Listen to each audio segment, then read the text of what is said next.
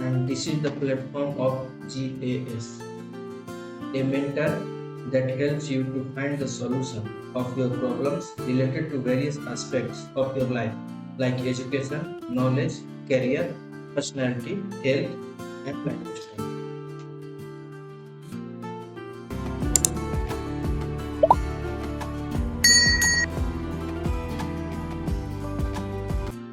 बातें हो रही थी भारत के भौगोलिक इतिहास की। पिछले भाग में हमने नदियों को विभाजित करने के विभिन्न आधार के बारे में जाना और आज चर्चा करेंगे एक ऐसे आधार की जो कि सर्वमान्य और अधिक महत्वपूर्ण है। तो आइए देखते हैं उस आधार को, और वो आधार है उत्पत्ति का आधार। इस आधार पर भारत की नदियों को मुख्यतः दो भागों में विभाजित किया गया है, हिमालय की नदियाँ और प्रायद्वीपीय भारत की नदियाँ। हिमालय की चर्चा हमने पहले भी की है और आज बात करेंगे हिमालय से निकलने वाली नदियों के बारे में।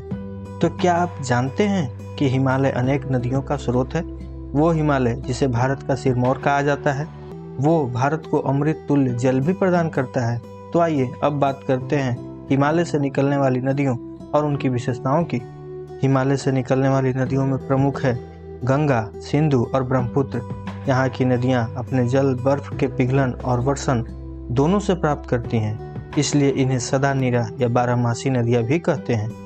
ये नदियाँ जब निकलती हैं तो विभिन्न अपर्दन क्रियाओं द्वारा गहरी घाटी के साथ साथ भी आकार की घाटी, गॉर्ज, रैपिड्स और झरने भी बनाती हैं। चूँकि यह अपने युवावस्था में होती हैं, इसलिए इनकी गति भी तेज होती है, इसलिए इस प्रकार की आकृतियों का निर्माण करते हैं। वहीं जब ये आगे बढ़ते हुए मैदान में प्रवेश करते हैं तो प्रौढ़ावस्था के समान गति कम हो जाती है और अपने साथ लाए हुए अवसाद को जमा करना शुरू कर देते हैं, और इस कारण अलग अलग प्रकार की आकृतियां बनती है, जिनमें प्रमुख हैं समतल घाटी, ऑक्सबो लेक, बाढ़ का मैदान, डेल्टा इत्यादि।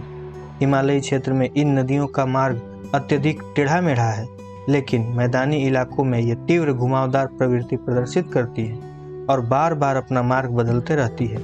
ऐसी ही एक नदी है कोसी नदी, जिसे बिहार के शोक के नाम से जाना जाता है। ये अपने साथ काफ़ी मात्रा में अवसाद लाती है और जमा करती है, जिससे आगे का मार्ग अवरुद्ध हो जाता है और फलतः मार्ग बदल जाती है।